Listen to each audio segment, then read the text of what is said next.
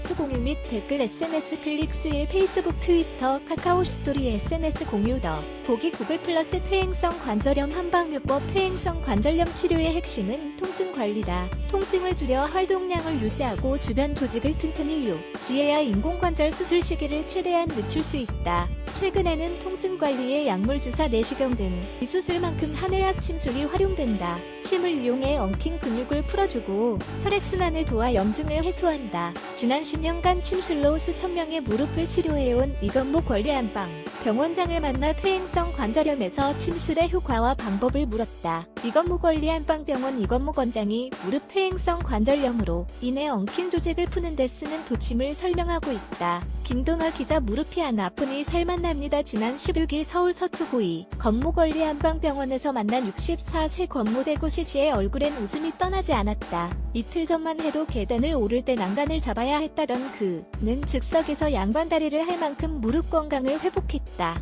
그는 한 달 전 대구의 한 종합병원에서 의료진으로부터 무릎 연골 반월상, 연골판이 파열돼 이를 제거하는 수술을 받아야 한다는 진단을 받았다.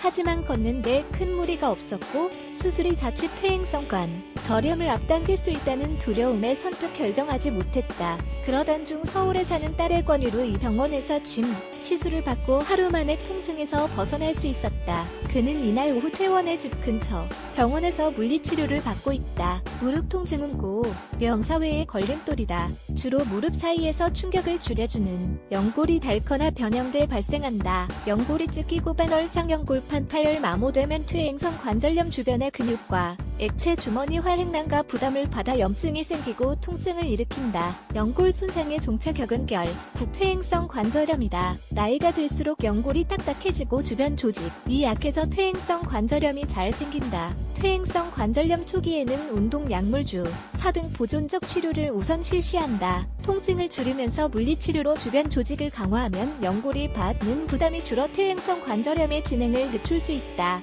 통증이 심한 경우에는 손상된 연골을 내시경으로 정리하는 비수술 치료를 받기도 한다. 하지만 내시경 수술의 치료 효과는 의료계 내에서도 의견이 분분한 상황이다. 2013년 의학계 최고 권위의 국제학술지 뉴잉글랜드 의학저널에 실린 연구를 보면 퇴행성 관절염 환자 351명을 대상으로 내시경 수술을 받은 쪽과 물리치료만 받은 쪽을 구분해 치료 효과를 비교한 결과 6개월, 1년 후 양쪽의 관절 기능과 통증 점수에는 큰 차이가 없었다. 이건모 원장은 퇴행성 관절염의 치료 목적은 연골을 최대한 유지해 수명이 한정된 인공관절 수술 시기를 가능한 늦추는 것이라며 연골 자체에 손을 대는 것보다 주변의 인대 근육을 강화하는 방식으로 접근해야 부작용을 줄일 수 있고 다른 치료를 시도할 때 위험 부담이 적다고 말했다. 퇴행성 관절염의 한의학적 치료법은 현대 의학의 비수술 치료와 맞닿아 있다. 통증을 일으키는 연골 주변 조직을 바로잡고 혈액순환을 도와 스스로 버틸 자생력을 키우는 것이다. 과거에는 길이가 짧고 가는 호침을 써서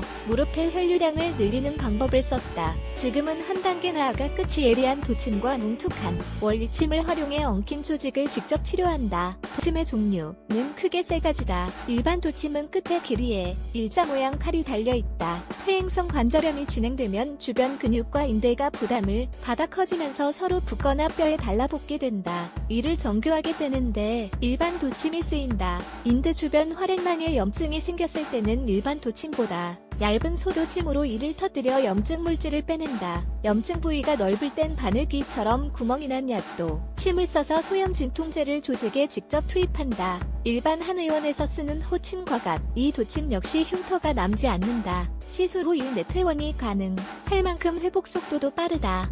소마취로 시술의 심장관 질환자나 암 환자, 만성질, 환을 앓는 고령층도 큰 부담 없이 받을 수 있다. 반면 효과는 크다. 이 원장이 지난해 12월 전국 한의학학술대회에서 발표한 연구에 따르면 퇴행성 관절염을 앓는 51명을 대상으로 도침 시술을 한 결과 10명 중 8명에게서 통증 강직 등의 증상이 개선됐다. 이 원장이 10년 전 국내에 도침을 도입한 이래 500여 명의 퇴행성 관절염 환자가 이 시술을 받았다. 환자 만족도는 4에 달한다. 퇴행성 관절염 치료에 쓰이는 침, 위부터 원리침, 약도침, 일반 도침, 소도침, 도침은 끝이 예리하기 때문에 시술 시 각별히 주의해야 한다. 다만 이 원장은 시술 부위와 과정이 보이지 않는다고 무조건 위험하다고 생각하는 건 편견이라고 강조했다. 이 원장은 치료 전 환자의 자기 공명 영상 촬영 MRI과 X선 영상을 충분히 파악해 치료 계획을 세운다. 추가로 촉진을 통해 약해진 근육과 인대의 위치를 정밀하게 파악해 치료 정확도를 높인다.